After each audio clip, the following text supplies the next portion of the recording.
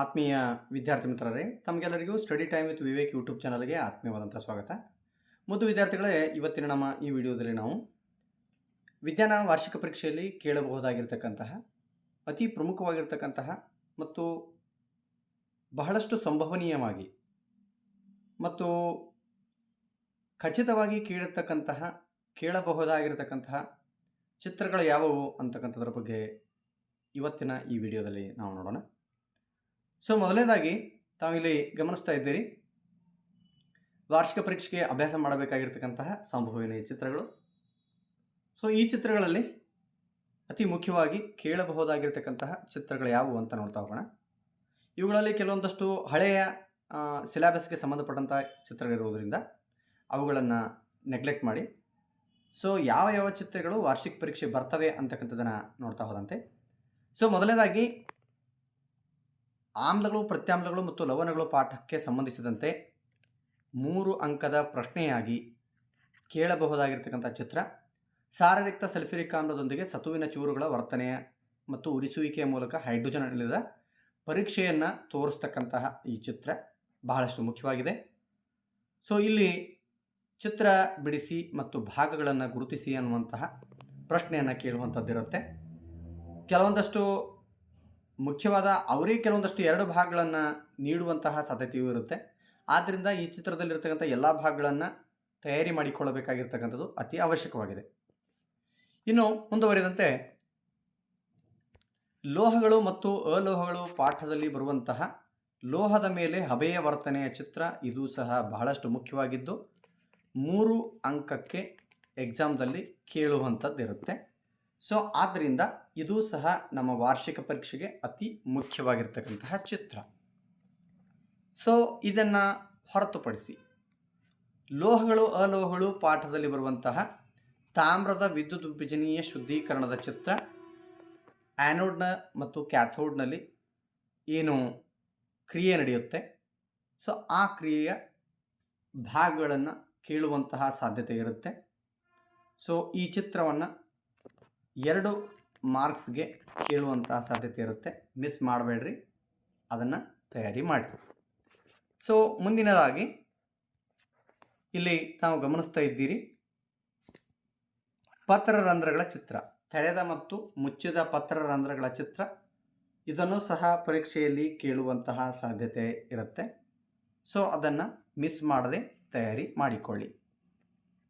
ಮುಂದುವರಿದಂತೆ ಹೃದಯದ ಚಿತ್ರ 3 ಮಾರ್ಕ್ಸ್ಗೆ ಫಿಕ್ಸ್ ಆಗಿ ಕೇಳುವಂತಹ ಪ್ರಶ್ನೆಯಾಗಿದೆ.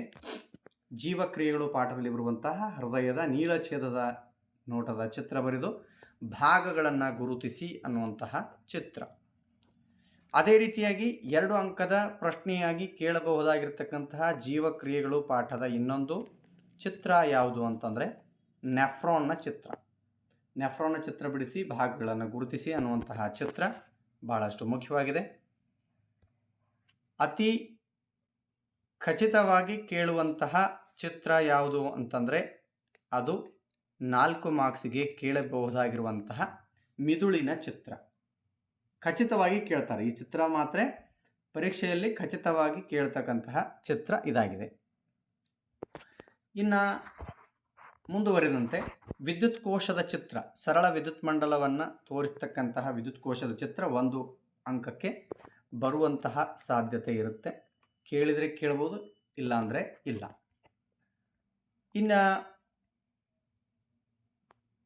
ನೇರವಾಹಕದ ಮೂಲಕ ವಿದ್ಯುತ್ತನ್ನು ಪ್ರವಹಿಸಿದಾಗ ಉಂಟಾಗುವ ಏಕಕೇಂದ್ರೀಯ ವೃತ್ತದ ಚಿತ್ರವನ್ನು ತೋರಿಸುವಂತಹ ಏನು ಚಿತ್ರ ಇದೆ, ವಿದ್ಯುತ್ ಪ್ರವಾಹದ ಕಾಂತೀಯ ಪರಿಣಾಮಗಳು ಪಾಠಕ್ಕೆ ಸಂಬಂಧಪಟ್ಟಂತೆ ಇದು ಸಹ 2 ಮಾರ್ಕ್ಸ್ಗೆ ಬರುವಂಥದ್ದು ಸಾಧ್ಯತೆ ಇದೆ. ಆದ್ದರಿಂದ ಇದನ್ನು ಸಹ ತಾವು ಮಾಡಿ. ಇದರ ಜೊತೆಗೆ ವಿದ್ಯುತ್ ಶಕ್ತಿ ಪಾಠದಲ್ಲಿ ಬರುವಂತಹ ಅತಿ ಮುಖ್ಯವಾಗಿರತಕ್ಕಂತಹ ಇಲ್ಲಿ ತಾವು ಗಮನಿಸ್ತಕ್ಕಂತಹ ಮಂಡಲದಲ್ಲಿ ಬಳಸುವ ಚಿಹ್ನೆಗಳು ಏನಿವೆ, ಈ ಮಂಡಲಗಳಲ್ಲಿ ಬಳಸ್ತಕ್ಕಂತಹ ಚಿಹ್ನೆಗಳಲ್ಲಿ 2 ಚಿಹ್ನೆಗಳನ್ನು ಪರೀಕ್ಷೆಯಲ್ಲಿ ಕೇಳುವಂಥದ್ದಿರುತ್ತೆ. ಫಿಕ್ಸ್ ಆಗಿ ಕೇಳ್ತಾರೆ. 2 ಚಿಹ್ನೆಗಳನ್ನು ಬಿಡಿಸಲಿಕ್ಕೆ 1 ಮಾರ್ಕ್ಸ್ ನೀಡುವಂಥದ್ದಿರುತ್ತೆ. ಸೊ ಆದ್ದರಿಂದ ಈ ಚಿಹ್ನೆಗಳನ್ನು ತಪ್ಪದೆ ತಯಾರಿ ಮಾಡಿಕೊಳ್ಳಬೇಕು. ಮುಂದಿನದಾಗಿ ಚಿತ್ರಾಧಾರಿತ ಪ್ರಶ್ನೆಯಾಗಿ ತಾವು ಇಲ್ಲಿ ದೃಷ್ಟಿದೋಷದ ಏನು ಚಿತ್ರಗಳಿವೆ ಆ ಚಿತ್ರಗಳನ್ನು ನೀಡುವಂಥದ್ದಿರುತ್ತೆ. ಉದಾಹರಣೆ, ಈ ಒಂದು ಚಿತ್ರವನ್ನು ಚಿತ್ರಾಧಾರಿತ ಪ್ರಶ್ನೆಯ ರೂಪದಲ್ಲಿ ನೀಡ್ತಾರೆ.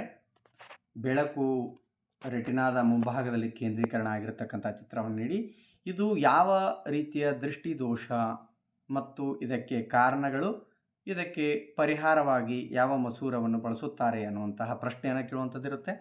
ಅಥವಾ ಈ ಒಂದು ಚಿತ್ರವನ್ನು ಕೊಡುವಂತಹ ಸಾಧ್ಯತೆ ಇರುತ್ತೆ.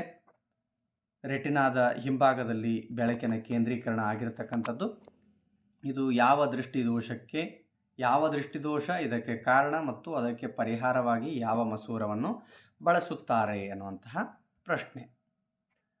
ಇನ್ನು ಮತ್ತೊಂದು ಖಚಿತ ಪ್ರಶ್ನೆ, ನಿಮ್ನ ದರ್ಪಣಗಳಿಗೆ ಸಂಬಂಧಿಸಿದಂತೆ. ಇದರಲ್ಲಿ ಸಾಮಾನ್ಯವಾಗಿ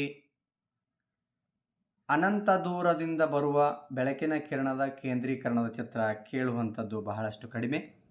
ಆದರೆ ಸಿನಿಂದ ದೂರದಲ್ಲಿ ವಸ್ತುವನ್ನು ಇರಿಸಿದಾಗ ಉಂಟಾಗುವ ಪ್ರತಿಬಿಂಬದ ರೇಖಾನಕ್ಷೆ ಅದರ ಸ್ವಭಾವ, ಸಿನ ಮೇಲೆ ವಸ್ತುವನ್ನು ಇಟ್ಟಾಗ, ಸಿ ಮತ್ತು ಎಫ್ಗಳ ಮಧ್ಯದಲ್ಲಿ ವಸ್ತುವನ್ನು ಇಟ್ಟಾಗ, ಆಮೇಲೆ ಎಫ್ನ ಮೇಲೆ ವಸ್ತುವನ್ನು ಇಟ್ಟಾಗ, ಎಫ್ ಮತ್ತು ಪಿಗಳ ಮಧ್ಯದಲ್ಲಿ ವಸ್ತುವನ್ನು ಇಟ್ಟಾಗ ಉಂಟಾಗುವ ಪ್ರತಿಬಿಂಬಗಳ ರೇಖಾನಕ್ಷೆ ಬಿಡಿಸುವುದು ಮತ್ತು ಅವುಗಳ ಸ್ವಭಾವವನ್ನು ಬರೆಯುವುದು 3 ಅಂಕಕ್ಕೆ ಖಚಿತವಾಗಿ ಕೇಳುವಂತಹ ಪ್ರಶ್ನೆಯಾಗಿದೆ. ಇದನ್ನು ಹೊರತುಪಡಿಸಿದರೆ ಇನ್ನು ಮಸೂರಗಳಿಗೆ ಸಂಬಂಧಿಸಿದಂತೆ, ಪಿನ ಮಸೂರಗಳಿಗೆ ಸಂಬಂಧಿಸಿದಂತೆ ಮೊದಲನೇ ಚಿತ್ರ ಕೇಳೋದು ಅಷ್ಟೇನೂ ಗ್ಯಾರಂಟಿ ಇಲ್ಲ. ಆದರೆ ಮುಂದೆ ಬರತಕ್ಕಂತಹ 2F1ನಿಂದ ದೂರದಲ್ಲಿ 2F1ನ ಮೇಲೆ, 2F1 ಮತ್ತು F1ಗಳ ಮಧ್ಯೆ, F1ನ ಮೇಲೆ ಮತ್ತು F1 ಮತ್ತು Oಗಳ ಮಧ್ಯೆ ವಸ್ತುಗಳನ್ನು ಇರಿಸಿದಾಗ ಉಂಟಾಗುವ ಪ್ರತಿಬಿಂಬದ ರೇಖಾನಕ್ಷೆ ಬಿಡಿಸುವಂಥದ್ದು ಮತ್ತು ಅದರ ಸ್ವಭಾವವನ್ನು ಬರೀತಕ್ಕಂತಹ ಚಿತ್ರಗಳಿಗೆ ಸಂಬಂಧಿಸಿದಂತೆ ಪ್ರಶ್ನೆಯನ್ನು ಕೇಳುವಂತಹ ಸಾಧ್ಯತೆ ಇರುತ್ತೆ. ಇವು ಖಚಿತ ಪ್ರಶ್ನೆಗಳು. ಸೊ ಇಷ್ಟು ಚಿತ್ರಗಳು ನೋಡ್ರಿ, ನಿಮ್ಗೆ ಬಹಳಷ್ಟು ಚಿತ್ರಗಳ ತಯಾರಿ ಮಾಡಲಿಕ್ಕೆ ಹೇಳಲಾಗಿದೆ. ನೀವು ಬಹಳಷ್ಟು ಚಿತ್ರಗಳನ್ನು ತಯಾರಿ ಮಾಡಿದ್ದೀರಿ.